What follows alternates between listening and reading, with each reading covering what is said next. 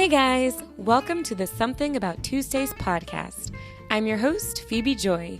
Join me every other Tuesday for a lighthearted podcast to keep you company while you do your thing.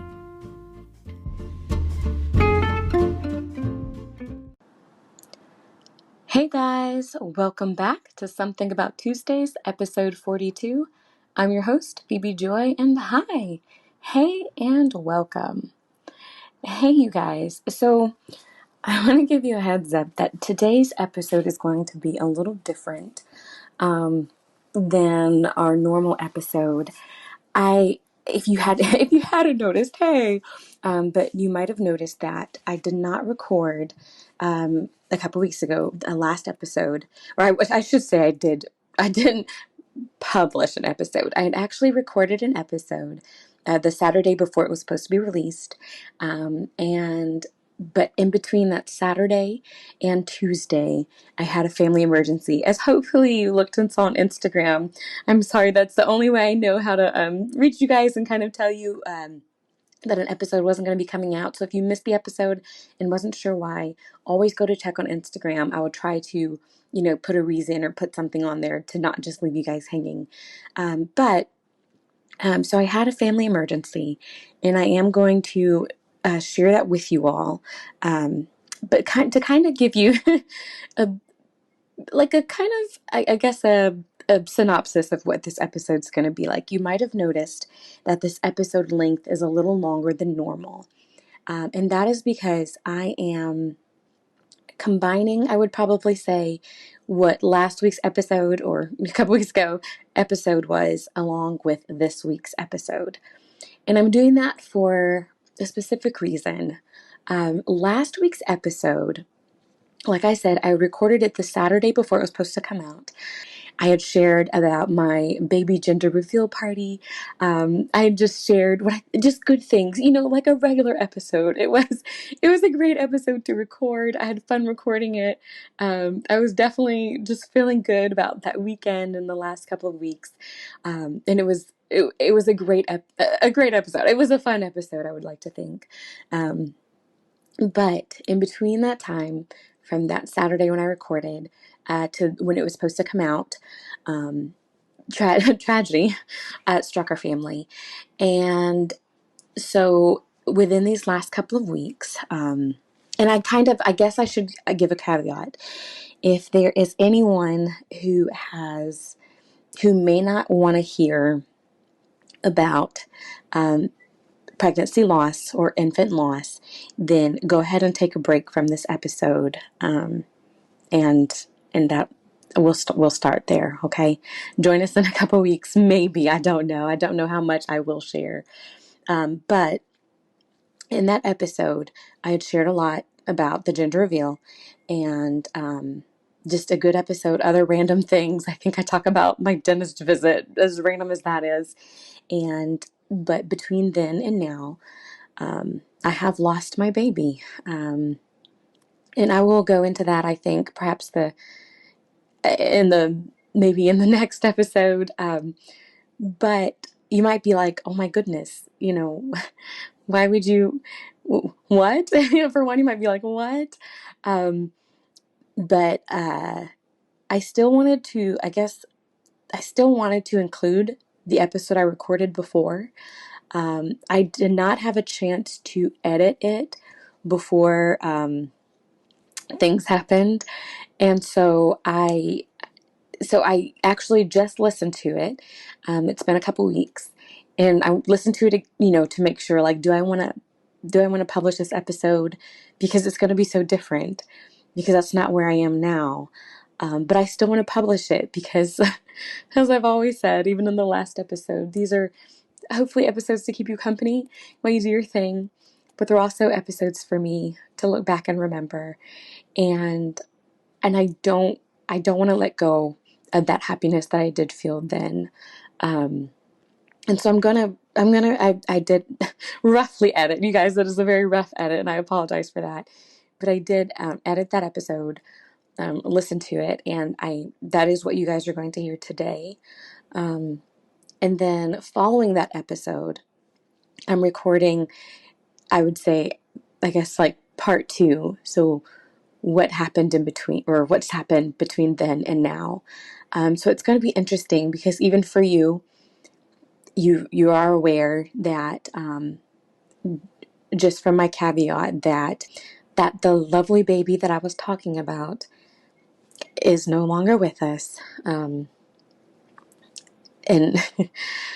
that's I don't want to I wanted to throw my caveat before I shared the story, or before we did the next episode. So like I said, I will share. I do think that this podcast is a way for me to share. I always try to be lighthearted. You guys know that. I always want to be easy listening. So I'm going to go ahead and just give you that warning now that this isn't, that the first part, that first hour will be easy listening for you, maybe. But when we come back, it won't be easy listening. And that's what I have. I'm, I'm not saying it will be, I still hope to be encouraging, is what I want to say. I still hope that you do listen, and be encouraged, because in this, even with where I am, I can still see a lot of good. So I hope that part encourages you. But like I said, if it's too much, don't listen. If you're like, oh my, I wasn't ready for heavy, you don't have to listen. That's okay. But if you're willing to listen, if you're willing to hear my story, then hang tight. Okay, it's coming. So without further ado, here is the original episode that was supposed to come out 2 weeks ago, and I will catch y'all on the other side of that.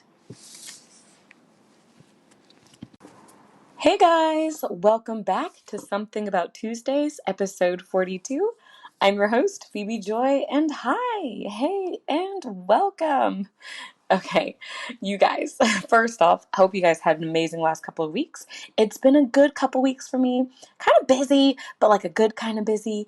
A lot of great things happening in the last couple of weeks.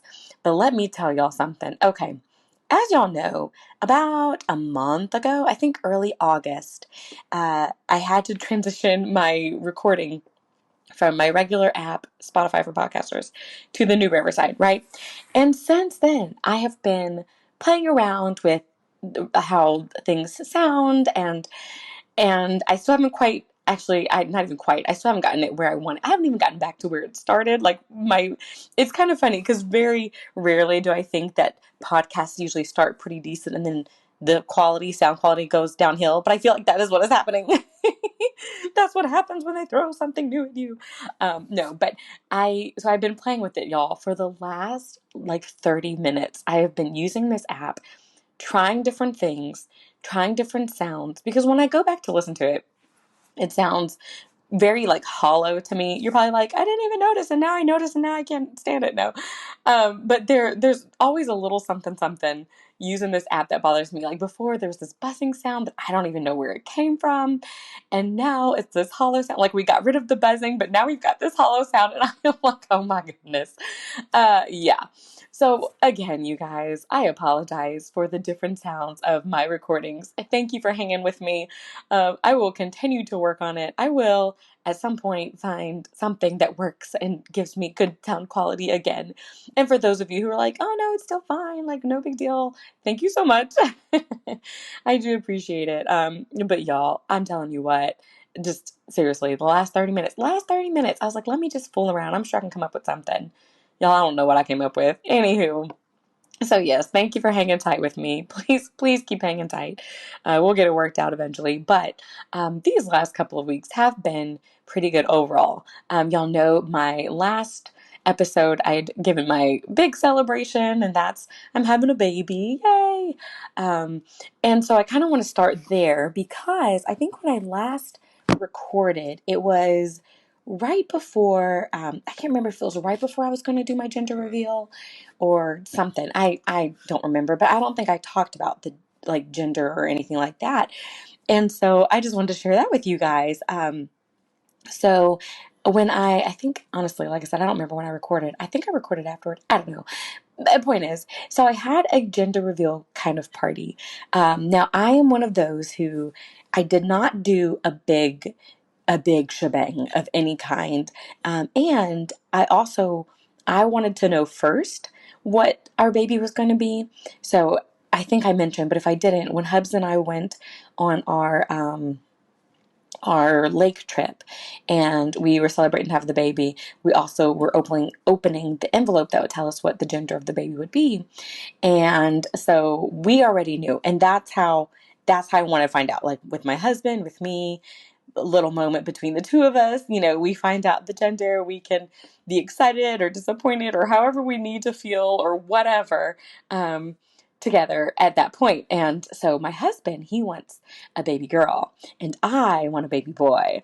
And so, of course, one of us was super excited and one of us was excited. I'm not going to say either one of us were disappointed, but one was maybe more excited than the other. And so we did that weekend when we did it. And so a couple Sundays ago is when we decided to do a gender reveal for my family and for a couple of some of my best friends, and two of my besties couldn't make it, but one of them did, my Emmers. And so we did a gender reveal at the house. We went out to eat first at El Nepal, which is my hub's like one of his favorite places to eat, and surprisingly I've been in the mood for Mexican food, so I'm like, yes, let's go. Normally I'm like, no, why? I can't do this. Not again. But this time I was actually like, you know what? I'm kind of feeling it. Let's go. Let's go. With these robust flavors. And I think that's kind of been, like I said, where I've been food wise with this pregnancy is, man, give me the robust flavors. Give me some spice. Give me just some salty, give me something with flavor. And so that was a great place actually for us to go, for me, because I feel like I could have all kinds of different flavors with that. And so we did that, and afterward we came back to the house. And this is where it's exciting. Okay, so for the gender reveal, because they weren't revealing to me, but I was revealing to them, I had planned an escape room. And so have you guys ever been to an escape room, like one of the places that you can go to? It's kind of like it's a building and you sign up for it, and I think there's maybe like a maximum of 8 people per room. So if you only sign up with 4 of you, you're going to get 4 strangers in there or what have you. Or you could go, I think the times I've been have been with work related things, but I don't think I've been in a very very long time. It might have been in college. But it's where you go to this place, and the whole idea is that you and these people are all locked in a room. And in order to get out of the room, you have to solve different puzzles or clues that are hidden in the room somewhere. So it's a big room, enough room for you to walk around, but not a huge room, right? And so everyone has to work together to figure out clues, because there will be clues that will lead you to certain answers or lead you to other clues to help you figure out how to escape the room. And so if you haven't done it, that's fun. Do that with friends. I do think, usually they also time you. That adds to it. You got like 1 hour to figure it all out. And a lot of times you think, oh, we're going to do this, y'all. I think I've done the escape room twice, and neither time have we made it out in time. And they don't reveal it to you, I don't think, because you can always go back and keep trying. But yeah, so sometimes you make it out in time, sometimes you don't, and they just have to let you out. And I do think they allow hints. Like, you have to ask for a hint, but you only get maybe like a certain amount of hints, I think. Maybe, or you can get a clue that might provide you a hint. I'm not entirely sure, you guys, how it's working. But anyway, so that is kind of the escape room.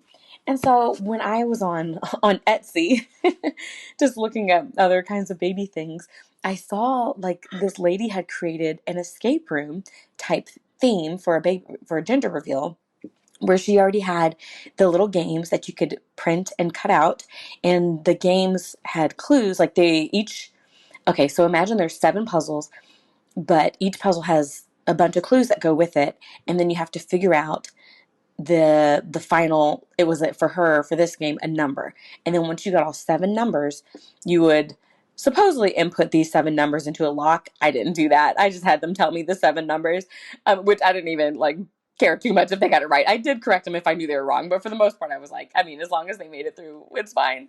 And then it would reveal the gender of the baby. So, and it was funny because my friends and my mom and dad, they came over and they were like, we gotta work for it. Like, we have to do something. And I'm like, yes.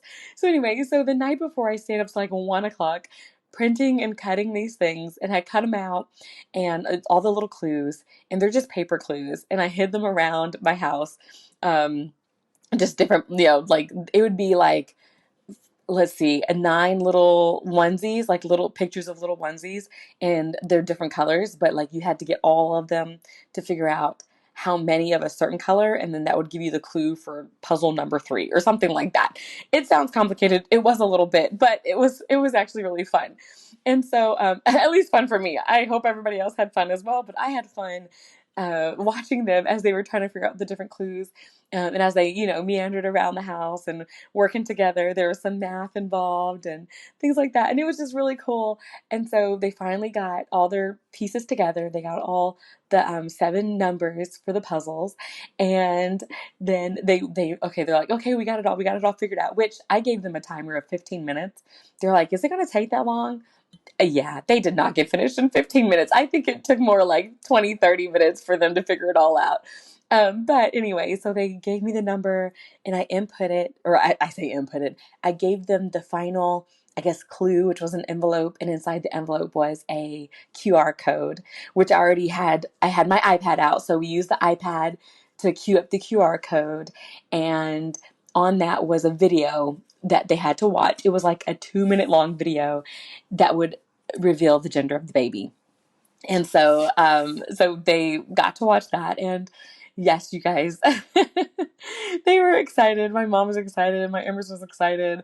It was a fun thing, but I liked it. I liked the fact that I knew, and that I was surprising them because I just thought it was kind of fun, to kind of flip it around that way. And so, yeah. Now I know a friend who's like, I don't even know if I want to know the gender at all until I have the baby. I don't think I could ever do that. I mean, maybe if I had like multiple children, then finally I'm like, it don't even matter at this point. But it was fun doing that with them, and I will share the gender with you guys. Yes, the special people, because I have not posted it on a Facebook or anything yet. But maybe I should give. Okay, I have an idea. I was just going to tell you, but if you are listening to this, this is how you are going to find out the gender of my baby if you are interested. Okay, I will put a link to, I will either put a link to the video that reveals, that would be fun. I think I will put a link to the video that will reveal the gender of the baby that my family and my Emers and her family got to see. So that way, if you're interested in knowing, you can click on that link and it will show you the gender. I do think. If I can't do that link, I have another link that is a scratch off that will tell you the gender that way. So let's see, I will put it, I think maybe I'll put it in the episode description. I think I can do that. Okay, I'm going to try to put it in the episode description. I will also try to post it on my Instagram. And yeah, so I think I'll leave it at that. So you should hopefully be able to access it through the episode description, on Apple Podcast or on Spotify. Or you can look on Instagram and I will post it in the caption or something there, or a comment. I'll figure out some way to do it. But if you find a link from me, go ahead and click it and that will tell you the gender of the baby even before I share it with everybody else. So yes, I thought about just telling you guys. I'm like, you know what? Let's make it fun. But anyway, so that was that Sunday, and that was pretty cool. I did like sharing it. But like I said, I haven't told like the world yet, like my full circle of everyone yet.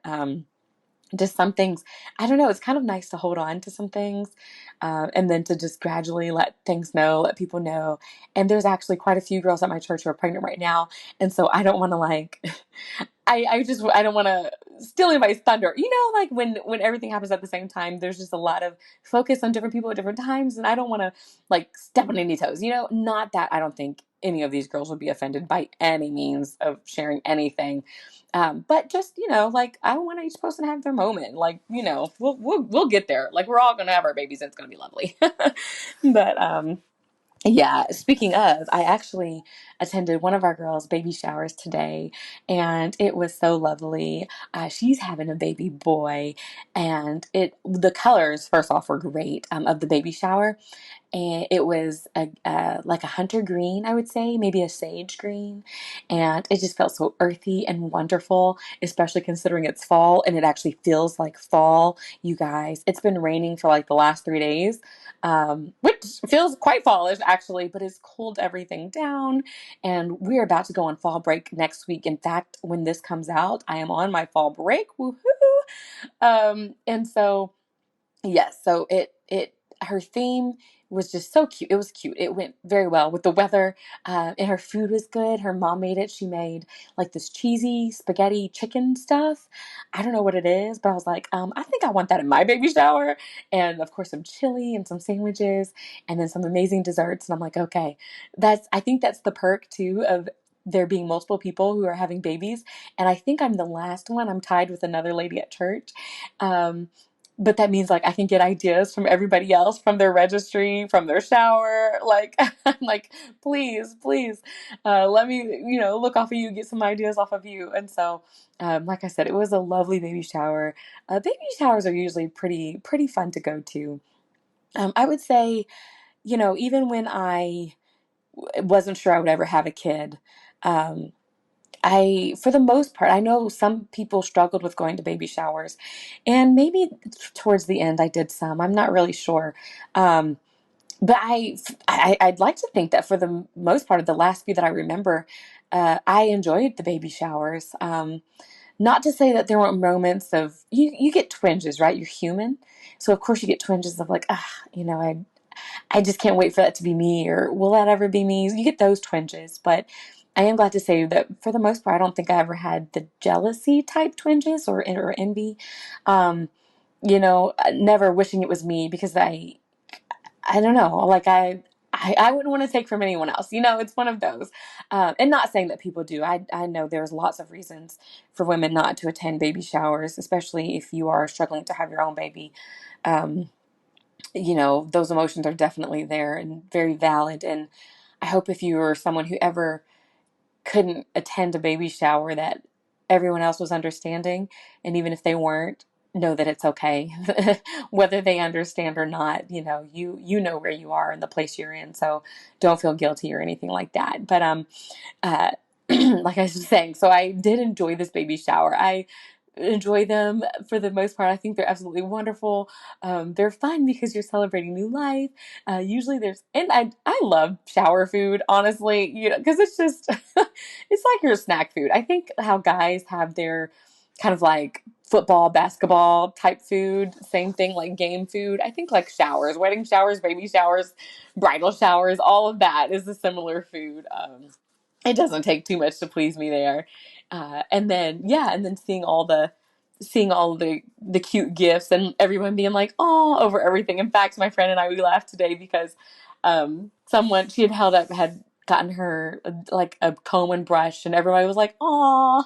And it's just funny because you're like, literally, it's just a comb and brush, and yet because it's little, it's for a baby. It's that thing inside of you that makes you want to say, "Aw!" Like, yeah. So that was the baby shower that was today. It was fun. It was lovely. Congratulations, girl. Um, and congrats on her little boy, because that's going to be precious. Oh, he's going to be such a doll. Very loved baby. But anyway, so that's, I think that's baby stuff. I think that's about it when it comes to babies. I know I had the gender reveal, and then I did do the baby shower today, and I will post a link. I will try not to forget. And I think that's about it. Other than, hey, I think baby's growing, baby's doing good. I had an appointment yesterday. Got to see the bean, that's what I call it. Got to see the bean's profile and little leg and foot and hand and stuff. And so that was really great.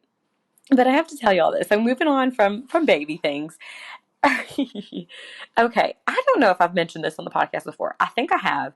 I think I have a long time ago. But imagined scenarios, right? And what this is I was in the library. I went to the library to pick up some book I had on hold.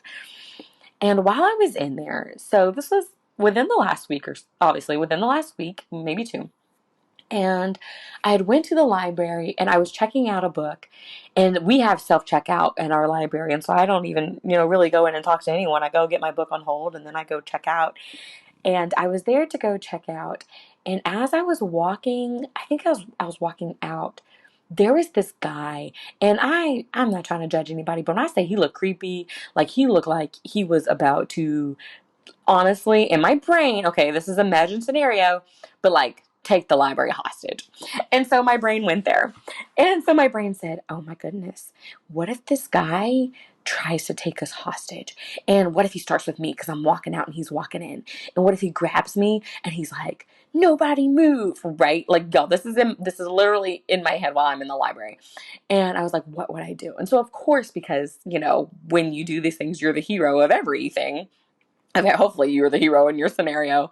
I was like, okay, I would try to talk him down. I'd be like, hey, sir, you really don't want to do this. For one, if you hurt me, you not only will get in trouble because of me, but I am pregnant. And that's like a double anything that you do. Not to mention, I am married to a member of the police force. Like, I'm not the one. And this isn't the time. And you know what? Because my therapeutic background, I was there before, I'd be like, what is it that I can do to help you? Like, what do you need? Why are you here in this library? Like, literally, you guys, I went through this in my head. Like, I was ready to tell this guy to back off and then tell him, but if you need help, I'm here to help you. Because if you're holding up a library, you got to be desperate for something. Like, how can I help? I was ready. I was ready to be a hero. I was ready to talk this guy down, help him out, figure out what some situation. Y'all, it was so funny because I just obviously just walked to my car and nothing happened. But I had worked it all out in my head. Like it was like a movie. I was like, I've got to figure it out. This is what would happen. Oh my goodness. So those imagined scenarios, I'm like, surely other people have imagined scenarios where they see something and it triggers something. And that's kind of what it did, like where they see something and it triggers something, because it happens all the time. Not always do I have an imagined scenario, but if I just see something random, like see the guy who caught my eye, I was like, oh, he's a little different. What would I do in that situation? Or just anything that will trigger like the thought of like, oh, this could be like a movie, like what's happening right now. It all goes through the whole scenario. I think I did talk about it once when I was talking about when I was driving. Yeah, and there was a guy behind me, like a guy in a motorcycle or whatever, and I was like, oh, we're like tag teaming something. Anywho, so yeah, I had another imagined scenario. Yes, and I was ready to be a hero. And yeah, that's about all that was. I just thought I would share that because I thought it was hilarious. Um, but that same day, I think I was just buying time. Maybe I had to go. I think I had something to do that evening where I needed to be on that side of town, because usually after work, if I need to go to church or anything, because it's on the same side of town, instead of driving all the way home, I'll just kind of meander on that side of town for a couple hours, go to the library, go to the mall, do what I need to do before I head to my final destination. And so I think I went to the library, and I think that same day I decided to go to the mall, and I went there just to do some shopping, but casual, like casual shopping, browsing, looking. But while I was there, I got hungry. Yes, hungry. I'm constantly hungry, and everything sounds good. And so while I was there, I don't know when is the last time I've eaten in a mall. Um, it's been a long time. Like, I don't, for the most part, eat mall food. I know when I worked in the mall, I did a lot. I ate at Sbarro a lot, Subway as well. But this time I was like, you know what? I have like 30 minutes before I need to be somewhere. I'm hungry. I'm going to eat here at the mall. And so y'all know you have to look.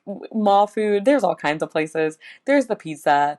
There is sometimes a Mexican place. There is the sandwich place. But the best place, and you already know, you should know, is the Chinese food place. It's the buffet. And that's because you can fill that box up. They'll give you a certain amount of box. Or a certain type of box. There's at our mall, there's I think 3 or 4 different size boxes you can get, and it's one price as long as you. But it's up to you to just fill it up and make it fit and close, right? That's the best mall food. So of course I'm like, yup, let me go. So I got the second from the smallest, so about a medium sized box. And I piled everything on. I got the lo mein noodles. I didn't get the rice because I wasn't interested in the rice. But I got the noodles, I got the potatoes, I got the green beans. I love those green beans, those like fresh, long green beans. I got the bourbon chicken, because how can you not get the bourbon chicken right when you're at the Chinese place? And I also got the sweet and sour chicken, I think. That's the one that's kind of breaded. And I think they also have General Tso's chicken, but I did not get that. And then I also got this broccoli thing that ends up being really good. However, it didn't look like it was seasoned. It looked very plain, but it tasted very good. I was pleasantly surprised. So I stuffed that box. I mean, like y'all, it barely fit. It barely closed. But I did stuff the thing, and then I checked out, got my drink, got everything, and I sat down. That's what I'm saying. Like I sat down in the mall food court. I haven't done that in so long. But I sat down. There wasn't a lot of people there. Maybe it was because it was 5:30 on like a Tuesday or something, but I sat down and I started eating, and I was looking around and people were just chilling, and I was like, wow, like I have not done this in a long time. I think I whipped my phone out, started playing on my phone. I was like, this is kind of nice. You just sit and eat and then go about your way. Normally if I get some type of food, if I do go to the mall and get food, I take it to go and then it's not fresh. And so I was like, I'm gonna eat it here, and it was fresh, it was good. I didn't eat all of it, even though I was very tempted to, and I felt nourished, and I continued my shopping.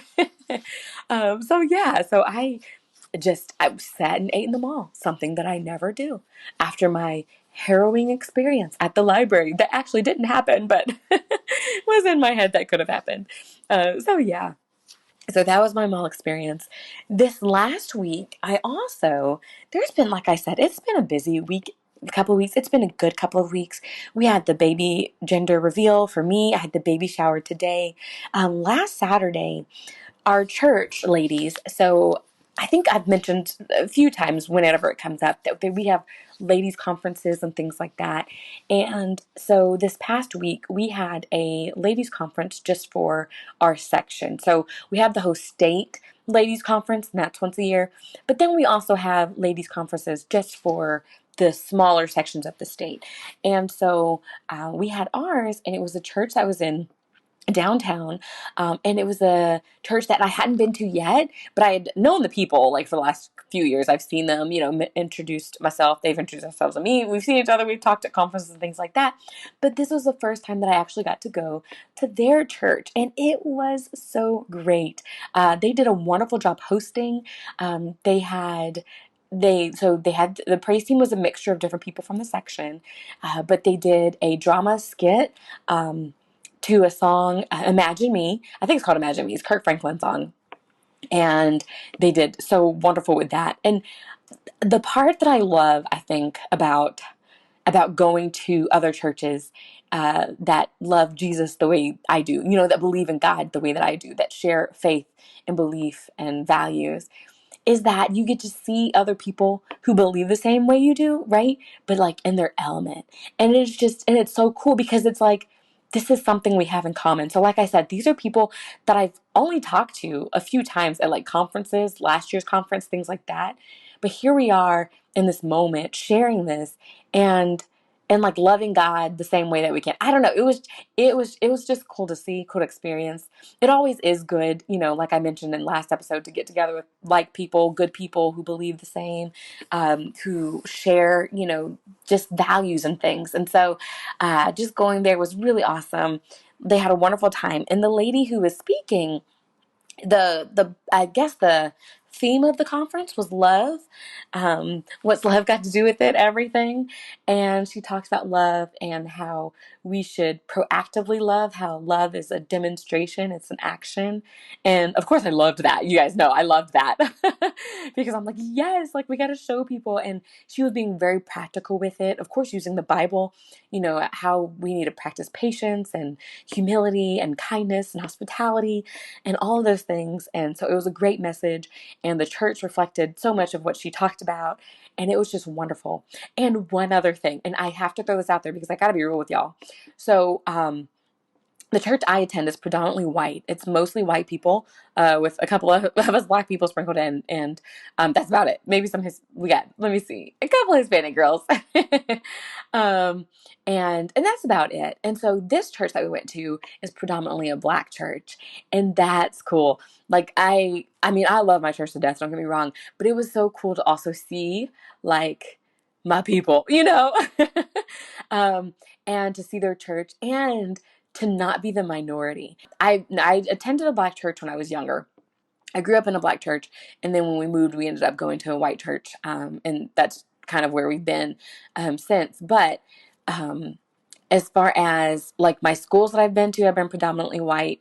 So my churches I've been to predominantly white. My neighborhoods I've lived in have been predominantly white. And so I don't often get a chance to not be the minority. And so one time where that happened was when I went to Atlanta. Yeah, with a friend of mine, with actually a couple of friends of mine. And I remember we went to the store, and like when I say literally like everyone was black and there's maybe like one or two white people in there. And I was like, this is so cool, because I was like, I don't stand out here. Like I'm just another person. And not saying that I always stand out in a white setting, but what you do, right? And so when I went to their church, there were obviously different white people from other churches, most other churches. But then there was lots of black people there, and I loved it. I was like, wow, look, like now this is diversity. This is so cool. And I just love the fact that it was a mixed group. I love the fact that there was a lot of black people, not just a sprinkling, and there was a lot of white people too. Like it was great. And I just enjoyed it enough for me to write down to be like, yay, like that was cool. That was fun. We need more of that. We need more diversity in our churches. But anyway, so I definitely enjoyed that service. It was beautiful. It was wonderful. Everyone did amazing. The people who were hosting, the people who were there, it was just a lovely experience all around. And so I had to share that with you guys because I loved it and it was awesome. Now, let's see. Okay, sorry. I'm laughing because I'm glancing at my notes and I'm like, oh my goodness. I'm trying to decide. I guess I can go right into it. So this is completely moving on from the like lovely, beautiful, wonderful things of fellowshipping with God's people. The next thing an event that happened this week was I had a dentist appointment. Yeah, I know. Completely not spiritual, lovely at all. In fact, not lovely at all. You guys, I have to say, of all the doctors that we go to, that you should go to and that you're kind of required to go to, it's the dentist one that I'm like, that one's just not as fun. Like it's not terrible to go to a dentist, but it's not fun either. Like because it's the mouth being open thing. Like nothing is comfortable at the dentist. And they try. I mean, they really do try to make it comfortable. Like they'll talk to you, they'll give you warnings, they'll let you know. But you guys, it's not comfortable. I just got a basic cleaning, and then I think I had a filling that had fallen out, and so I was like, okay, if we can get that fixed or filled or whatever needs to happen, let it happen. And so I went there, and they're like, okay, we need to do some x-rays. So I'm like, okay, sure.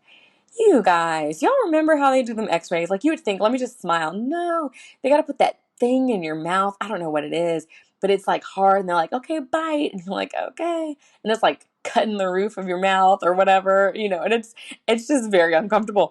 So they did that. And I was like, okay, like this isn't fun, but whatever, we'll do it. And then the cleaning, it's still no better because they do the like scrapey thing. Yeah, with that thing that scrapes. Like I know it scrapes, and then they of course, and then they polish, which is fine, but tickles at the same time. But then all this stuff's in your mouth. Your mouth is open, and then they have to use the water to flush, and the little like suction thing that you got to close your mouth on, and it closes your mouth real quick. Oh my goodness, you guys! I was like, this is going to the dentist is miserable. It makes me laugh a little bit because I just know I look ridiculous. Like there's no way you can, for the most part, keep your dignity at the dentist. I think most doctor places, it's hard to keep your dignity. But anyway, and so they did the cleaning and they did the X-rays, and I'm telling you, the tools still look very, I mean, like when I was looking at the tool that she was using to like scrape my teeth, I'm like, that just looks so primitive these days. Like it's just literally, you're just scraping my mouth. Oh my goodness. But anyway, so the dental hygienist and her assistant did all that. Well, then I was waiting for the doctor, to, figure out about my feeling. And he came for the exam, which was the whole purpose of the appointment. When I got there, they're like, "Hey, do you also want a cleaning? We have a spot for cleaning." And I was like, "Sure," but I went solely just for the exam. Well, the doctor came, the dentist, and he looked at my teeth, looked at the X-ray, and he was like, "Oh yeah, you're gonna need a crown." I'm like, "Okay." He's like, "So we can schedule that and get you in for that." And I'm thinking, I came here just for you to tell me that? Like, aren't you going to do anything about it? Like, why don't you do the crown right now? Like, I get it. Like, the insurance got to check money and it costs a lot and all that stuff. But I was like, oh my goodness. Sometimes you go to doctors and you're just like, I came all the way here, had to leave work early, had to take time off just for you to tell me that I'm gonna have to come back for something else. Like that part, I was like, okay. But I did get my teeth cleaned, so I do appreciate the cleaning. And she said that my gums are doing better than last time. Not that you guys care about that, but yeah, so that was my lovely dentist appointment.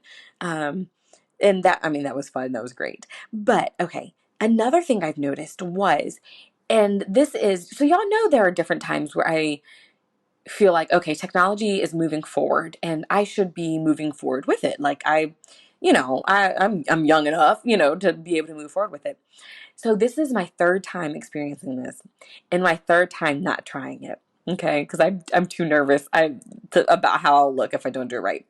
And that is, when you go to the gas station, have you all been to the gas station where you go in and apparently there's this place where you can, it's like you can, I guess, put whatever you pick up on this scale digital reader thing. Like you guys can tell, I don't even know. And it will calculate the cost for you and then you just pay for it and leave. Yeah, so it's like self-checkout, but on a different level. Like you're not scanning each item, you literally just place your items on this thing and then it like figures out what it is and then you just leave. Now, I've seen this 3 times now. I've been in the gas station 3 times and every time I'm intrigued, but I don't do it. And it's not like I'm even getting a lot of stuff. I should do it and let y'all know how it goes. But so I was waiting in line for the lady just to get my Gatorade and my beef jerky. I know, right? And so I got my Gatorade and beef jerky and I was standing in line. And then this guy came up, young guy, put his stuff on that thing. 2 seconds later, something beeped and he like walked out. Like, I don't even know how he paid for it. He probably used his phone like I try to do sometimes and just walked out. And I was like, that is so cool.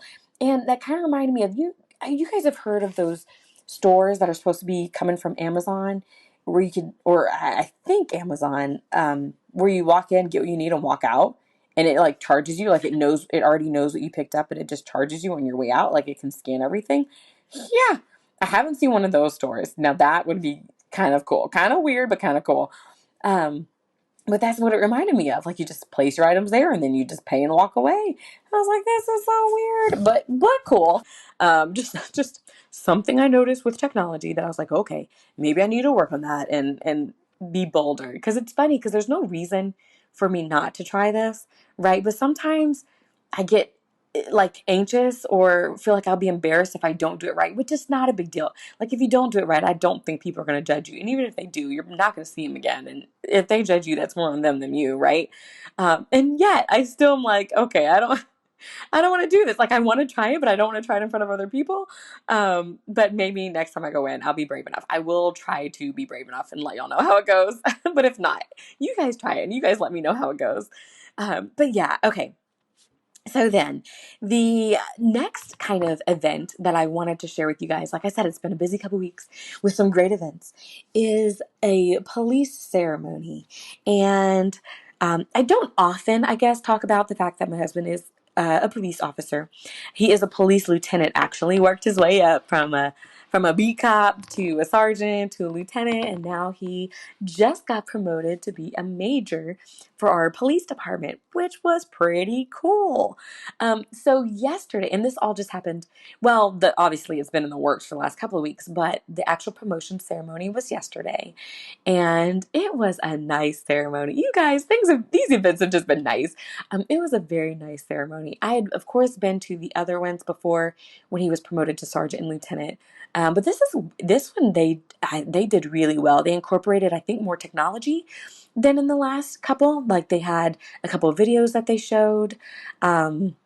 Which that might be it. The guy who did the national anthem, he played on an electric guitar, which I thought was unique and cool, and it was a great ceremony. With the things that I wrote down that I highlighted are. So our mayor, he spoke at the ceremony, of course, the mayor introducing our new chief of police. But one of the things that I noticed was when the mayor was speaking, and I don't know if this is a thing or not, but there are certain times where he would pause and someone would start clapping and then everybody would clap. And I was like, is there a designated clapper out there who knows, like, I need to start the clapping here? Sometimes people would, of course, just clap, where they felt appropriate. But I'm telling you, there was at least like 3 times, maybe even 4, where he would like give a pause, and maybe he was just pausing to swallow, catch his breath, make sure he knew where he was going next. But someone would like start clapping, and I was like, I bet you he has a designated clapper. Someone who knows, like, okay, we got to make sure we start the clapping here because the crowd will follow, right? Whether they intend to or not, everybody will just start clapping then. But so I noticed that. But I thought while I was, just sitting there listening, observing, I was like, oh my goodness, to be a public speaker is just, that's a thing, y'all. That is, I mean, to have memorized, because I know it's memorized because it just felt like it flowed, but it felt like it was something that he had to make sure he got different points across. And I think there was a screen that he was referencing, which was great because it wasn't like he was reading from the screen. He was just referencing things to make sure he got it all. But yeah, like I was like, kudos to public speakers. And then after him, the chief of police also spoke, and he did really well as well. And he's young. He's a young chief of police, but I think he's going to do great. But I like the way he spoke. His felt very genuine as well.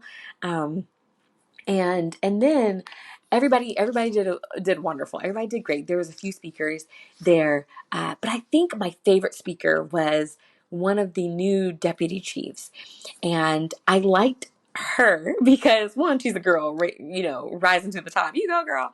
But I liked what she shared, and she shared the story about how it was just great. She tied it into like being a leader is how do I even say it all? Being a leader is more than having a vision. Well, having a vision, you gotta have a vision, but it's more than just being able to see in front of you. It is trusting those around you to get you to that vision. And so she gave an example of, I think she had like a nephew or somebody in her family who was a runner, and he ran marathons and races and all kinds of things, but he was blind. And so she was saying how he has a vision of what he wants to accomplish and do, even though he literally cannot see it, right? Um, but what helps him get there is he is tied to his guide, the person who runs with them, and the guide can see where they're going and can help direct the guy, can help the original runner who is blind, but they have to work together. Like the guide can't drag along the runner, but the also guide can't be the one holding the runner back, and they have to, make sure that they are having, what she called it, a healthy tension of the rope between them, like not too slack, but not pulling forward. I don't know. She just gave this great analogy, and it was good. And she's like, sometimes you're the guide and sometimes you're, the runner, but it's all part of it, and you play multiple roles and da da da da. She did really good. I was like, okay, girl, like I'm feeling inspired. I want to lead somebody. I want somebody to lead me. We got to do this together. Like her whole thing was doing it together, everybody working together, which was the theme, I think, of the whole the police thing was the, working together as a community, to help, make a safer city. But anyway, so that was really nice. Um, and then after the ceremony, taking pictures of the hubs, meeting other people that they work with. And of course, my dad's hilarious. He did this last time. And last time it was a different mayor and a different chief of police. But this time he went to the mayor and he got a picture with the mayor, and he went to the chief of police and he got a picture with the chief of police. I don't know how he does it. He just goes up and he's like, hey, can I get a picture? I don't even know if he carries on a conversation. I'm not sure. But he got his pictures and was looking good next to those people in power. I was like, okay, Dad. So yeah, so we got to celebrate my husband, and that's another celebration. that I totally could add to last week's episode, and that's the hubs getting promoted to major. But now I told him, I'm like, okay, now that you're a major, I think you need to go up a little more. I said, go up at least one more. Let's become a lieutenant colonel. I was like, I think that would sound good on you, lieutenant colonel. But yeah, so congrats to my hubs for that. Not that he listens to the podcast, but I am very proud of him and the work that he's put in to be a major. That to be recognized as someone who would be worthy of being a major, because he has put in a lot of work. He does work with a lot of integrity. And he's good at what he does. He's just good at what he does. And so anyway, so that was just another good moment, a happy moment, something that I'm very proud of, that for my husband for doing, and just love that. So I meant to share this, and yeah, I'll tie it into the next thing I'm going to say. But I wanted to share this when I was talking about baby stuff, and when I was talking about baby stuff, and when I was talking about the the ladies section conference that we had. Sorry, the words are leaving me when I was talking about the conference, and when the lady speaker was talking about love. I wanted to share a couple of times where I felt loved. I was like, I just want to share this because you guys know this podcast is for you guys, just to keep your company and all that stuff. But it's also for me, in case I go back and listen to it and be like, oh, I forgot this happened in my life. And that is, I had 2 instances where I felt loved by people. Now, I am privileged to feel loved very often by all kinds of people all around me.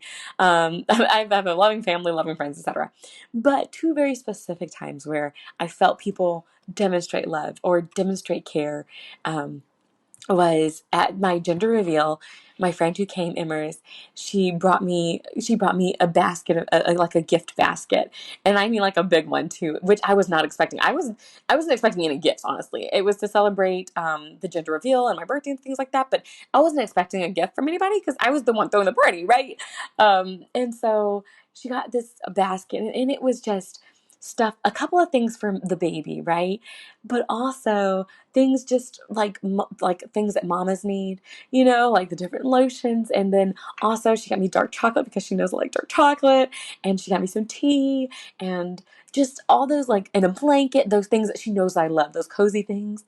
And I just felt, first off, very loved, but just like a happy surprise, like such a warm surprise, like surprised feeling, because it was unexpected. I was not expecting that, but it felt good to know that someone knows me enough and loves me enough to do that for me, to spend all that money on me. Like, I was just very surprised, and it was heartwarming. And so if you guys do go love someone, know that they really do appreciate it.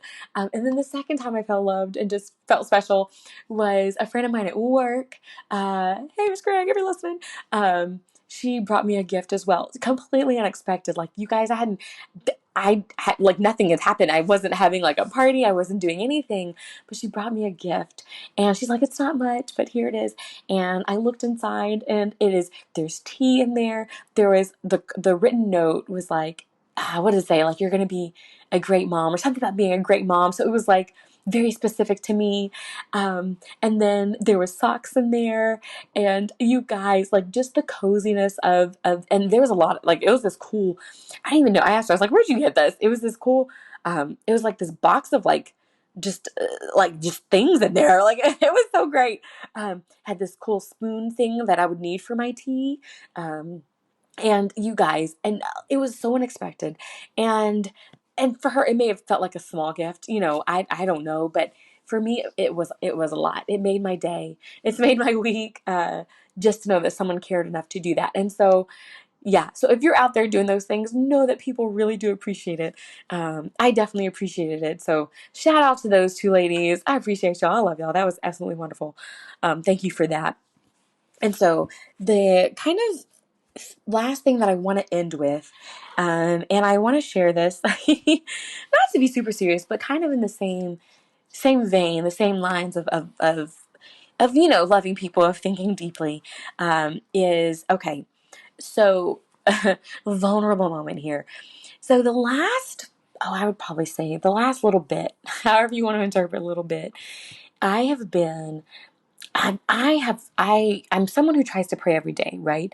And for the most part, I do get a chance to do that. Like, even if I don't get a chance to have a very specific time where I like sit, read my Bible, do my devotion, and things like that, I will find time to pray somewhere throughout the day, in the car, in the shower, somewhere doing dishes. I will try to find time to talk to God. But I have been missing those times where I talk to God more intentionally, like where I actually set aside time to go into my room and bend my knee and pray. That's what I've been doing less of. That I'm like, oh my goodness, I need to do more. But anyway, and so, like I said, so the last little bit, I've been not doing that as much. I haven't been setting as that much that time for various reasons. I'm like, God, I'm tired. I feel nauseous. I'm exhausted. I'm pregnant. Like all of these things. And God's like, and I'm like, I'm not trying to make an excuse, but I'm just, and so I with that comes sometimes guilt, and I feel so guilty. And then when you feel guilty, sometimes you feel like, okay, does God really want to hear from me? Because he knows, like, I only have this much time to give him today. Does he even want my 5 minutes? Like, does he even want what I can give? Does he even want my tired prayer? Like, really? And so I had kind of been struggling with that, right? And so I was like, okay, lately I have been, so I've been trying to build myself up, like, okay, we can do this, because I know God loves me, right? I know God wants to hear me. I know if it's 5 minutes, he'll take 5 minutes. He deserves so much more. Don't get me wrong, please. But he's a loving God, and he wants anything we can give him, right? And so I know those things, but sometimes my brain is like, I don't know. And so I was like, okay, God, I'm struggling to find words for the different things that I feel, and with where I am right now, because I'm very grateful for a lot of things, and I feel guilty for a lot of things at the same time. And so I was like, I'm kind of in this weird place, and I don't know what to say. And so I was like, okay. I remember, I think back a long time ago in the podcast, I'd mentioned that sometimes I find songs to fit my mood. Like, sometimes you're in the mood and you find those songs, like the song like this hits. But lately I've been like, okay, I don't quite know where my spirit is, right? And so I will listen to different songs until I find the one that's like, oh, that's it.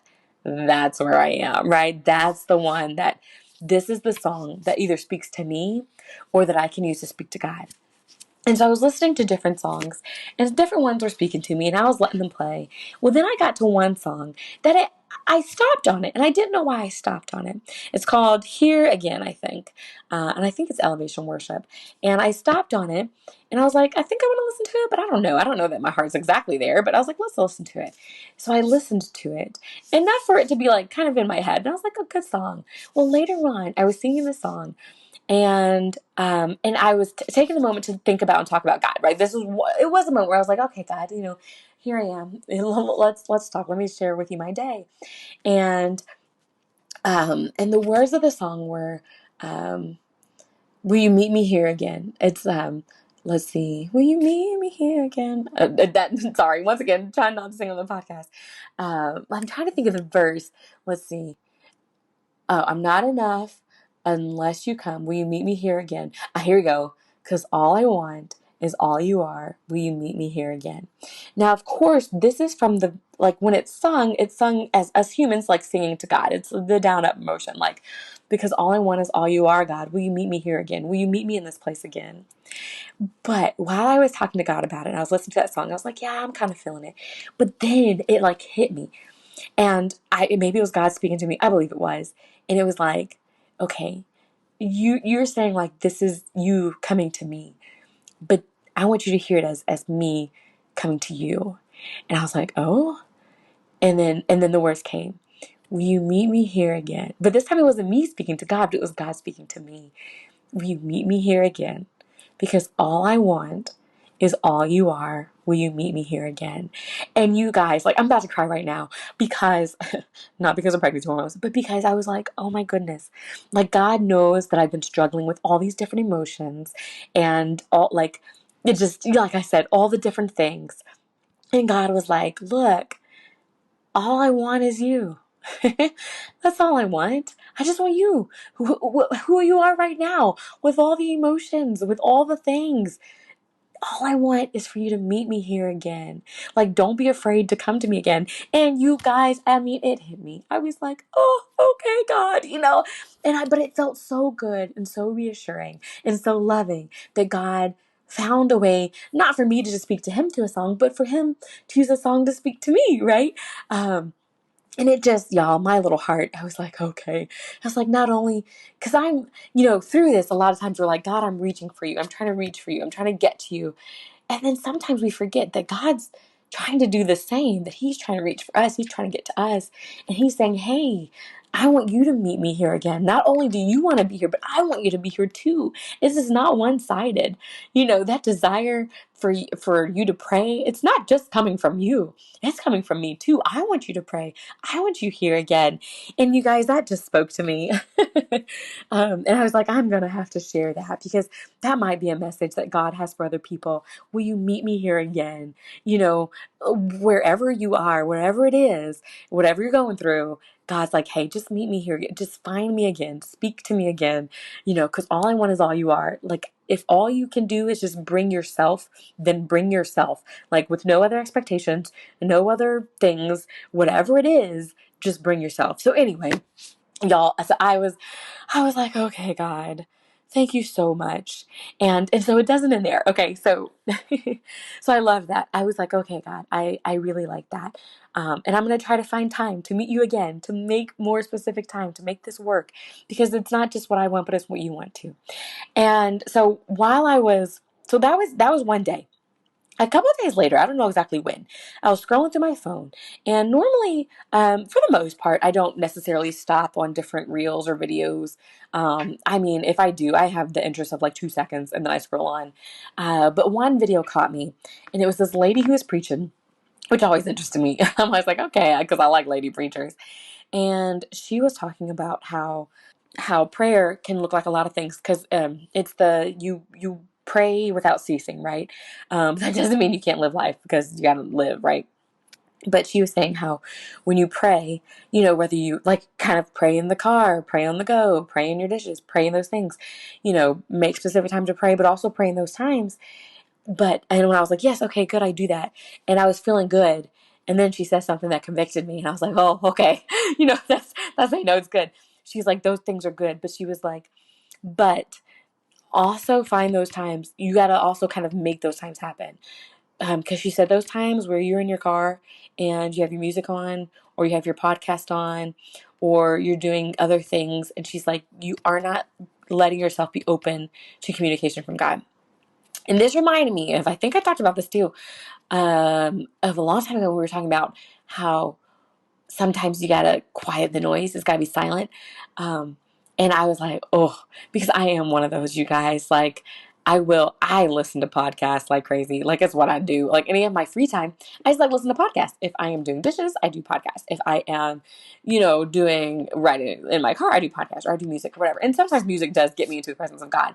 But I will say that for the most part, podcasts I just listen to enjoy. But she was like, you also need to create space, create silence for communication to happen between you and God. And I was like, oh boy, like, okay. Because I was feeling good. I was like, yeah, I'm fine random times here and there. But she's basically saying, like, okay, create more of those times. Like, don't just settle for that. Create more time for that. And I was like, okay. So that was something I practiced last week, which is so hard. Y'all, but it felt rewarding. Like, one time I was driving home, I don't know where I was coming from, and um, I, I turned off my podcast, and I was like, okay, God, if you want to talk, here I am. Because usually in those moments, I will, if I feel it, I'll like, okay, I need to talk to God here. But every other time, I just don't. But this time, I wasn't really feeling it. But I was like, okay, just because I'm not feeling it doesn't mean God's not. And so I turned everything off and I was like, hey, God. And I will say I got distracted a few times, but I did have like a couple moments where I'm like, I did get open and vulnerable with God a little bit about some of the things that have been going on in my mind. And so I was like, okay, you know what? We would not have had that conversation if, if I hadn't paused my podcast just to do that. And so I was like, okay, I need to practice that more. I want to be more intentional, of course. But I also want to remember that God wants it just as much, if not more than I do. And that he is willing to have me come with no expectations, but just who I am. And so that's encouraged me. I hope that encourages you. I didn't mean to go that long on it, but that is just something that spoke to me, that I hope speaks to you guys, and that you can realize that God definitely wants to hear from you as well. But anyway, you all. Okay, so I have been going for almost an hour. Thank you all again so much for listening and for tuning in. Look, y'all. Okay, let me throw this out here real quick. Okay, to go from spiritual to deep. Y'all know me. I love it. My brain goes everywhere. Um, so yesterday was Friday, and it was my host's promotion. I'd already taken a personal day for that. But y'all get this. So because of the hurricane, which I do pray for all those who are affected by that, our school got canceled. And we're not close to the hurricane by any means. We just had a lot of rain and I guess wind. But yeah, school was canceled. And I was like, hallelujah. That's nice. I mean, it was good because I got to take my personal day. So I just thought it was interesting that school was canceled for like a rainy day and not a snowy day. Anywho, all right. Sorry to take y'all out of the moment of being like, yes, God wants to speak to me, to just a rainy school canceled day. But anyway, you guys, oh my goodness. It has been a great last couple of weeks, and I think these next couple of weeks are going to be just as great. I am excited. Fall is feeling good. Fall break, like I said, is next week. I don't really have any plans that I know of. We were going to go out of town, but those plans change. But I do have, I guess, some small things that I plan to do that I'm sure I'll touch base with you guys about. But anywho, thank y'all so much for listening. Thank y'all for tuning in. Thank you for hanging through with the figuring out the recording things and all of that stuff. And I'll catch y'all in a couple weeks. But don't forget to check out the link that I will put in the description somewhere. It will be somewhere. Please find it. But if you don't, that's okay. I will definitely reveal in the next episode if I couldn't figure it out, but I will try to figure it out. But anyway, thank y'all for listening, and I will catch y'all in a couple weeks. Okay, so that's where we ended. That's where I ended a couple Saturdays ago, and I won't leave you guys hanging. I do not have a link for my gender reveal. I apologize for that, but I do not have that link for you. But I will let you know that my baby was going to be a precious baby girl. My husband was very excited when we found out, and I was excited. I definitely was excited to have a girl or a boy. I wanted a boy, but I was definitely excited to have a girl. That it wasn't bad news by any means, and my friends are excited. My mom was excited. Like I said, Emrys was excited. It was pretty cool to be like, okay, here we go. We're going to have our little girl, and to share that with everyone. But that Saturday, that's where we ended. And then that's where things changed. I won't go into too much detail because one, you probably don't want to hear all that, but two, some of it was a little private. I do want to share. Trust me, I do want to share, but you don't want to know everything. But I did end up, my water broke and I went into the hospital and I went into labor and I had my baby girl and I had her early. She was born at 17 weeks, which is, too early for her to survive. I'd have to say that there was so much more to all of that just happened. A lot of things, surprisingly, it wasn't just my baby being born. It wasn't just my baby, but apparently there was some health issues within myself too that decided to make, I guess, an appearance along with everything. And so I have to say, thank God for doctors, for at least some of them. Some of them were like, y'all, okay? Look, when I was in the hospital, I did take a couple of notes. I was in the hospital for several days, and in my time there, I realized that there are some doctors who are very compassionate and caring. There are some doctors who are very straightforward. There are some doctors who are very curt, I would say. There are nurses who are super kind. There are nurses who are very tired. and tell you that they weren't even supposed to have a patient today or something like that. Yeah, y'all, I got to know that. There there's people, there's all kinds of people, let's just say, but I haven't, I guess, really had an experience with this much of the healthcare profession, at least for such an extended amount of time as I had in these last couple of weeks. And everything I say about loving people, y'all, it's so important. It's so important in your work, in wherever you go. So in this time, there's been so much pain. You guys, I don't know if, I know that a lot of people have experienced pain as far as infant loss and child loss, whether through miscarriage or babies that have come too early, things like that. And so I know that those things hurt. I feel very hurt. I've been hurt. I am sad. That's been my state has been sad. That's what I tell most people. That's just what I feel. But within all of that, the love of people has really been shown. And when I was listening to the last episode, I had shared about a couple of my friends who had showed me their love, especially through the avenue of, me having a baby.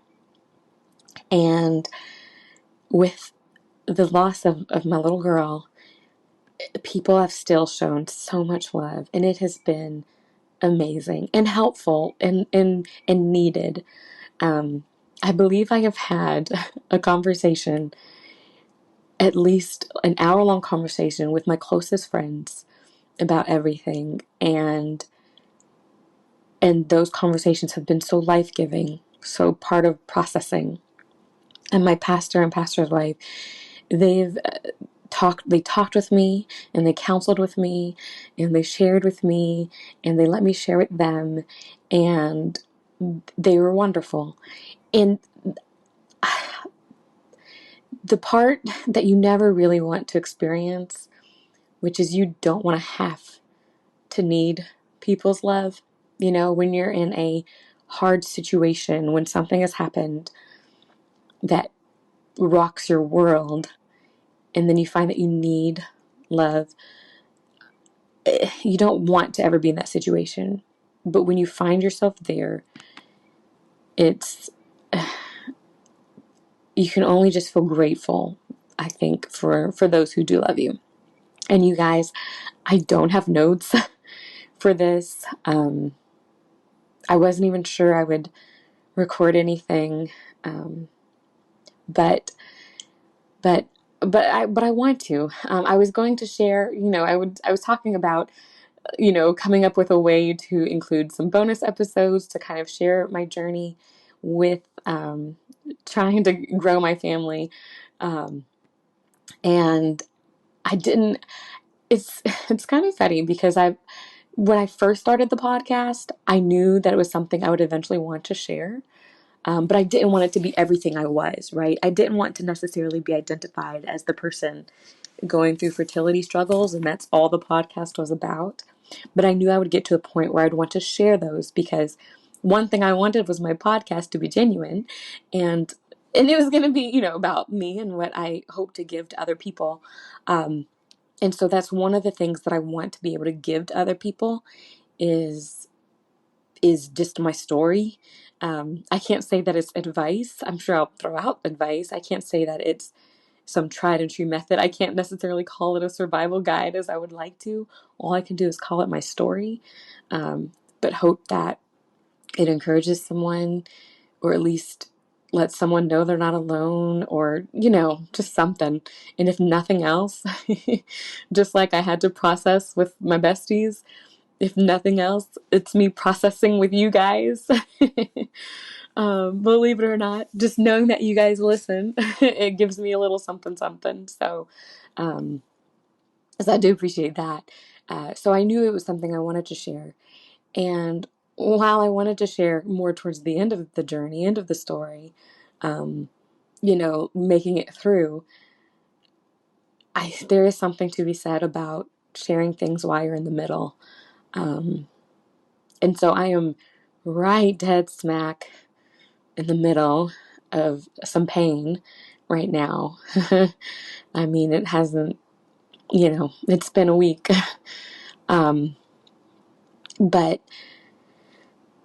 but I, how much more valuable is it for me to be able to say that here in the middle, where it really, really hurts, I can still see good, and that I can still see God in all of it. Now, can I tell you why everything happened? Definitely not. Um, can I tell you God's plan, purpose? No, I cannot. The only thing I can tell you is that God is with me, and so that if you're going through anything, He is with you too. If you let Him, if you open up and invite Him in, He's there. He's right there. So anyway, like I said, I'm not entirely sure what all I want to say, what all I want to share. This isn't going to be a full length episode because I am attaching it to the end of the full length episode. But it is one that I feel like I had to, but also that I wanted to share. So I'm sorry if it feels scattered. Maybe I'll go back and re-record or something. I'm not sure. This is it's the Monday before it would come out, so it's kind of it's right before we do this. But yeah, I let me see. Let me narrow some thoughts. Okay, I did go to the hospital, and because my water did break unexpectedly, and with that there was just a lot of complications and a lot of things. And while I was in the hospital, my family was with me, and that meant a lot. And while I was there, like I said, I observed professionals in their field, and I got to experience professionals who are compassionate and caring, and some professionals who maybe, could use a little bit more of that. So I think the point that I was trying to make originally, but when I started talking about different people in the hospital, the doctors and the nurses and things, was that wherever you are, in whatever field you are in whatever capacity that you work in, because I got to see ultrasound techs and EKG techs and lab techs and nurses and nursing assistants and medical students and residents and attendings, and I got to see them all. So whatever role you are in, man, do your best to love people in that role, to be that one person who makes a difference, because I promise you, they'll remember you. They won't forget how you were with them. And there is, so to be specific, so I'll be like, okay, let me throw out some. So there is, being in the hospital for several days, you get the opportunity to meet lots of different nurses because they changed every shift, and doctors and assistants and everything. And so it's kind of funny because you feel like you're the one consistent thing there, and the nurses and everybody is like switching in and out. And I don't know if that's every hospital. I assume it is, but it was definitely the one that I was in. And I was at a teaching hospital, I think, or research and teaching hospital. So that's why I had definitely lots of people. I remember there was one doctor that came in, and it was I think it was one doctor and like four med students, and the doctor came in and was talking, and the med students were just standing there smiling, and I don't mind, like, let them learn, but it was just funny that there was just so many bodies in there at all times. But like there was a nurse that stood out to me. There was a couple of them that did. One nurse stood out to me. She was an older lady, and I liked her because she seemed like she just wanted to take care of me. She had noticed that I don't even know if I'd eaten breakfast, or maybe I'd eaten some of like half of the eggs, and that was it. And she was like, "Do you want a breakfast?" I was like, "I'm okay." She's like, "We're going to get you a breakfast." And I was like, "Okay," because I didn't even know like what they had. And she was like, "Do you like biscuits and gravy?" I was like, "Sure." She's like, "And bacon?" I was like, "Yeah." And she's like, "And potatoes?" She's like, "I'm gonna get you all that." And she ordered this big old breakfast for me and had it brought up when I didn't even know. Sometimes you just don't know, so you don't ask, you don't do anything. I think it was like my first or second night morning there or whatever, and I didn't know. And so she just ordered me that, and just took care of me. And so I really liked her just because she just stepped up and she just took extra care of me, is what I thought. And then there was another nurse who was just, every time she came in, and with the biggest smile, if there's anything you need, which they all said it, don't get me wrong, every nurse said, if there's anything you need, let me know. But there were some that you looked at that you were like, okay, they actually mean it. And then there were some that you're like, maybe they're a little busy, right? And so that nurse stood out to me as well. And then there was a charge nurse. I had met, I think, 3 charge nurses. Um, and and so one of the charge nurses that I met, she was so wonderful. I'll even say her name. Her name was Lisa. And uh, she the reason she stood out to me was she came in and she introduced herself. I met her a couple of times. A couple of shifts had passed. I'm telling you, I was in the hospital for several days. A couple of shifts had passed, and and she the first time she came in, she just introduced herself, and I immediately felt like, oh, she's a warm person. Like, she just immediately had that just personality, I guess. Well, then a couple of days later, she came in again, and she was the lady who talked to my husband and I, James and I, about about the arrangements for my baby. And she was so just kind and compassionate. Um, at this point, I had delivered my baby, and so she knew, that we had lost her. And when she shared the information with us, when she talked to us, it was just with so much compassion in her eyes. I keep saying that word, but that's because that's what these people had, and that's what I needed. And just warmth in the things that she had to say. And we were talking hard things, you guys. We were talking about where my baby would go, and signing papers and doing things and doing official stuff. It was all so much to it. And but she sat down, which was one thing. When they sit down, they're, eye level with you, not standing over you. And she just talked to us like she had all the time in the world to talk and to share with us. And she shared her own experience with loss that she had. She had also lost a daughter as a baby. And she shared about kind of how she, pushed through it, but how getting help was helpful, and shared how, she went on to have a couple of children, but she also experienced more loss after that. She just shared a whole lot that, made herself vulnerable, but relatable, and not oversharing in the sense that, sometimes you go through things and you don't need people to share that they also went through that. Like, sometimes you're like, I get it, but this is me right now. She wasn't like that at all. Somehow it was so smooth, and I didn't feel, like, please don't share. And she was just wonderful. So compassionate, even with one of the hardest tasks. And I knew there were other doctors or nurses who probably could have did that, and it would not have been as smooth. Let me just say, but she was wonderful.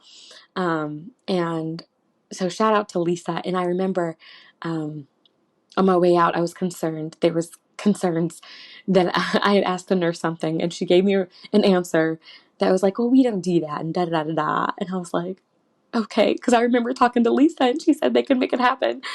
And so we were about to be discharged, and this nurse had just pretty much, I don't want to say blew me off, but was just like, oh, well, we can't do that. And I was like, I need Lisa. And I tell you what, not 5-10 minutes later, Hubs and we didn't have time to go find her. And she was in our room and doing that thing that I asked that we had talked about. And just her willingness to get to, I don't know, not to get to know me, but to be there for me. Like, I was a stranger to her, but she was still there for me. And that meant a lot. So loved her for that. And then I'm just giving shout outs to the people.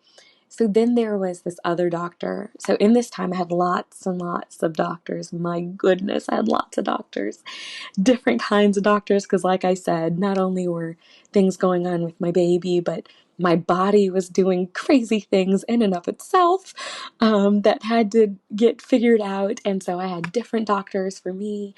And one of the doctors that stood out to me, she actually wasn't a hospital doctor. She was a doctor that I saw at a follow-up appointment, and she just talked about everything with me that was happening, that had happened. She talked about the future, what we could do, like, and spent so much time just sharing and explaining and going over and giving thoughts and giving ideas and offering so much that she meant a lot to me too. She just was there. She was informative, but compassionate, and just a wonderful doctor. One that I plan to find again, and be like, hey, I want you to do some follow up care. I don't know if you meant it, but my goodness, I feel like you care about me, and I trust you. And that's how I left her office. Was I trusted her after talking with her and sharing with her. I felt like I could trust her with with my life, with hopefully future pregnancies, with all of that. That's how she came across. And so I would say, in your job, you may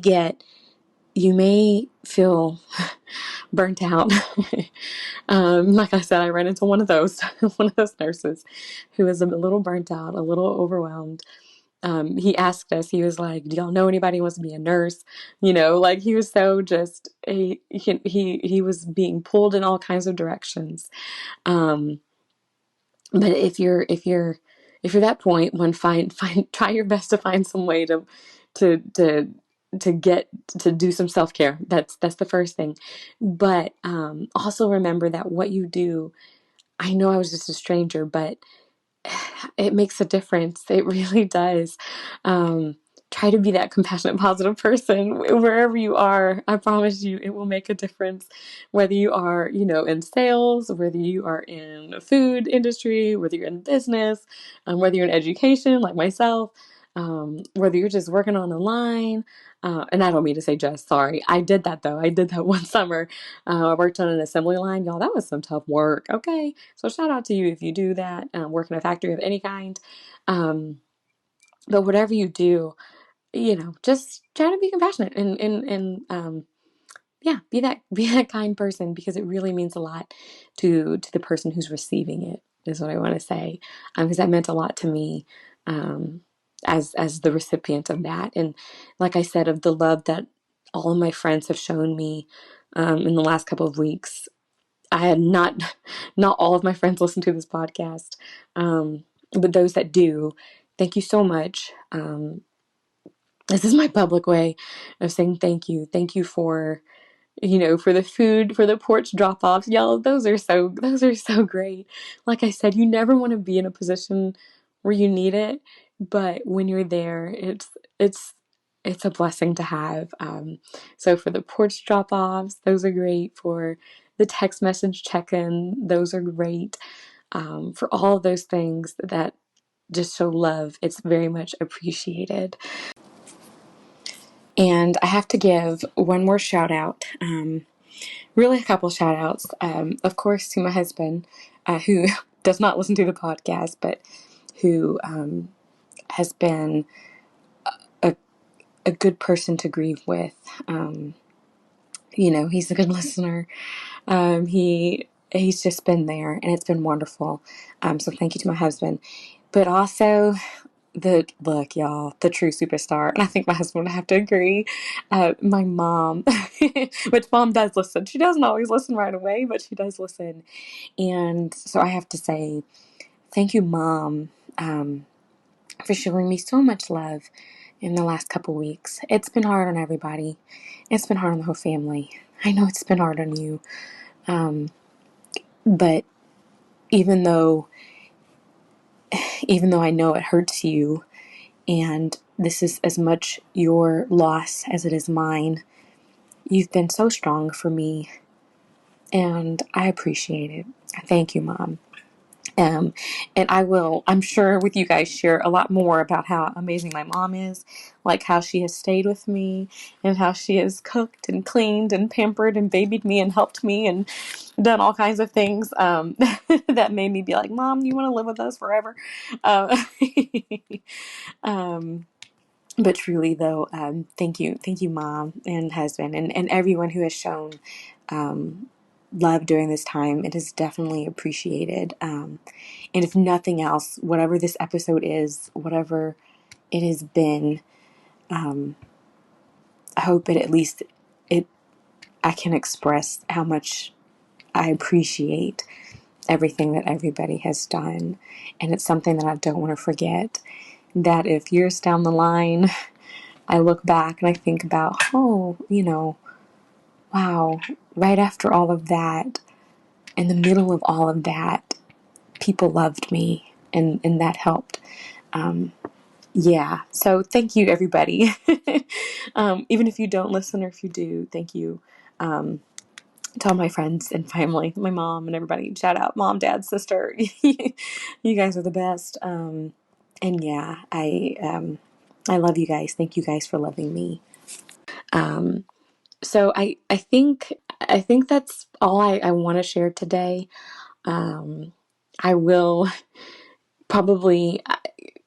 I'm not sure what the next episode will look like. I do anticipate to continue podcasting. I do anticipate to continue sharing my life. I will say that the next couple of weeks, I'm not entirely sure what life looks like. I haven't gone back to work yet. I do plan to go back by the end of the week. I have some more follow-up appointments today. I will say, in case you are worried, that my health is doing okay for now, and I think it will continue to do so. I don't mean to like scare anybody or anything like that. Things are regulated. I'm getting back to homeostasis. Everything is going in the direction that it should. And the follow-up appointments are just appointments to just make sure we continue to do that. So don't feel worried by any means. Things will go well. Um, I My heart hurts a lot. Um, it does. That's just the reality of it. And I like I said, I'm not sure in future episodes what all I will share. As far as I want to be genuine with you guys, I want to be vulnerable and open, but I do want to be encouraging and lighthearted, right? So trying to find that balance. Because I do want it to be easy listening for you. But I will say this, if if the podcast does shift to me sharing more about my story with trying to have a family, because it is a story that's been seven plus years in the making. It's a story that's still going on, as you can see. That might be coming. And so I'm not sure. Again, I've tried to be consistent in my style of podcast, but if there is a shift, just because of where life has brought me at this moment, I will let you guys know, like, hey, these next few episodes, I'm shifting. It may not be lighthearted. I'm still there to keep you company. I'm still there to talk to you. I'm still there but now it may be more because I just want to share my story in case it helps someone, or even just to help me process. Um, so I'm not sure. I do want to say that I'm not sure about the direction of everything, but I also might just keep it just as lighthearted and chill. It just kind of depends. I'm not entirely sure, but whichever way we go, I would definitely try to keep you guys posted with that and keep you all informed, so you're not shocked and surprised by the content or the shift in content, or anything like that. So, anywho, thank you guys always for listening. Um, and for for being there through your listens, for being there through your likes on Instagram, and things like that. I definitely appreciate you guys. And yeah, you guys. Okay, look. I'm trying to end and be like ending on a nice soft note. But one thing that I have noticed, and I don't know if it's a real thing, and I don't know if I was pregnant long enough for it to be a thing. I don't even know. But I've heard about this thing called pregnancy brain or mom brain or something. And y'all, I think I have it. I mean, we only made it to 17 weeks before I had my baby. But I tell you what, my brain, I think there is a mom fog thing. And the way it presents for me is through my words. I know, as someone who likes to talk and as someone who likes to share, who really loves words, I'm like, oh no, because I'll just say like the wrong words, or I'll mix up my words, or just say something like it doesn't come out clear, and I'm like, oh my goodness.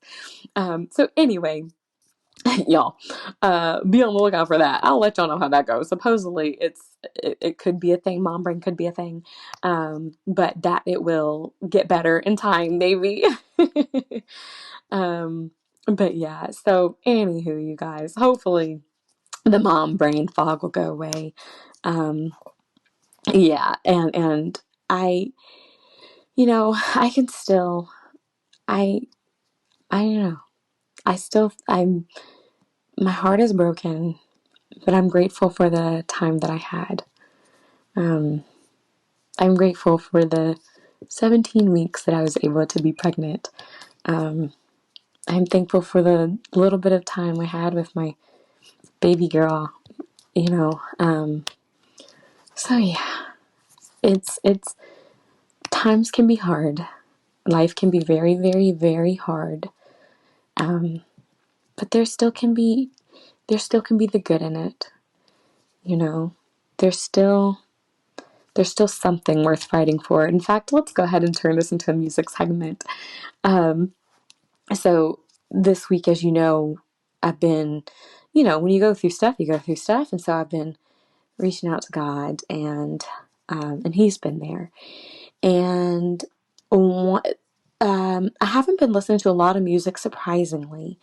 Um, I I'll probably share this at some point, but a few years ago, I did have a very early miscarriage, and the song that got me through that was "Goodness of God" by CeCe Winans. And when I say I listened to that on repeat for about 7 days straight plus, that was my song. But this time around, I haven't really been listening to anything. There hasn't been a song that I have felt like listening to, or that I felt could kind of get me to where I wanted to be, until there was a couple. There was, what song was it right before that one? I can't remember the song, but right before that one. But I was I was looking up scriptures, because you need the word of God at this time. Mom was like, this is in time that, like, moments like this where you got to rely on the word of God and scripture. And so I've been trying to do that, find specific scriptures to encourage me. And so at the time, the scriptures that I wanted to look up were scriptures about heaven. And the first scripture that I looked up was in Revelation. I believe it's Revelation 21:4. I say that, I'm like, oh my goodness. But it was talking about how God will wipe away every tear from your eye, and there will be no more sorrow or pain or crying over there. And I've heard that verse 1,000,001 times, you guys. Like, we always hear it. But when I read it this time, and I actually like wrote it down to journal it, it meant so much more, because that's all I've been doing the last couple of weeks.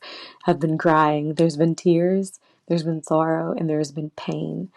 And so to have that scripture, that promise that not only in heaven will that not be there, but God will be the one to wipe away our tears. That just reminds me that God is with me, and that God's going to be the one to help take care of me. He's our comfort. And so that has encouraged me.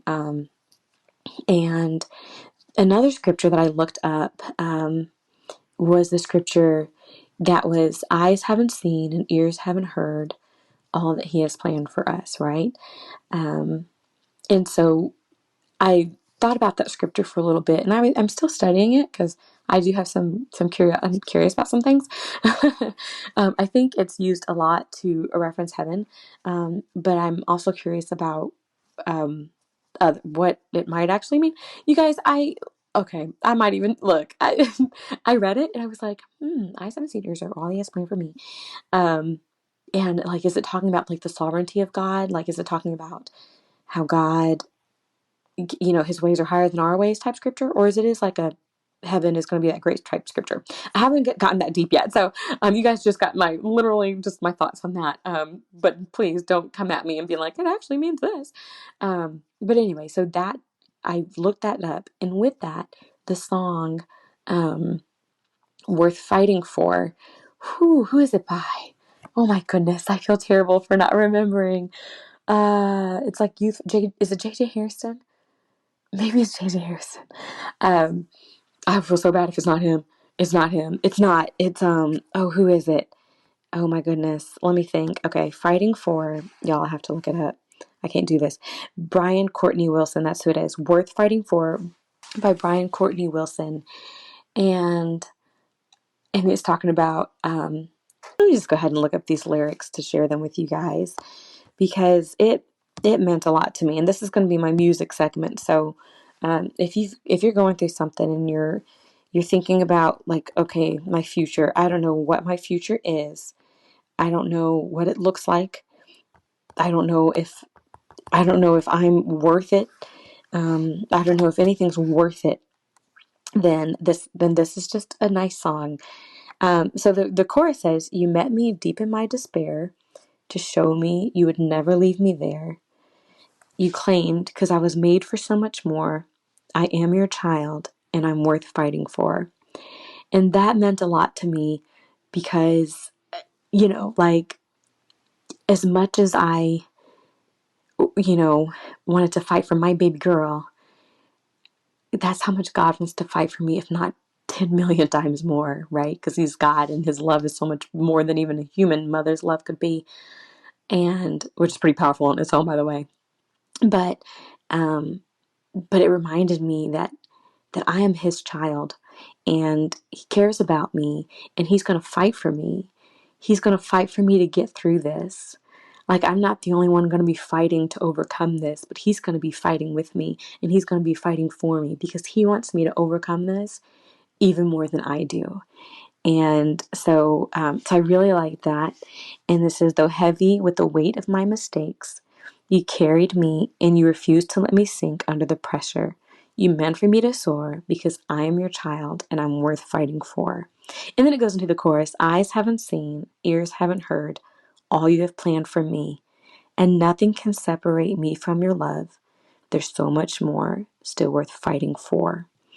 And there's more to the song. It's a beautiful song.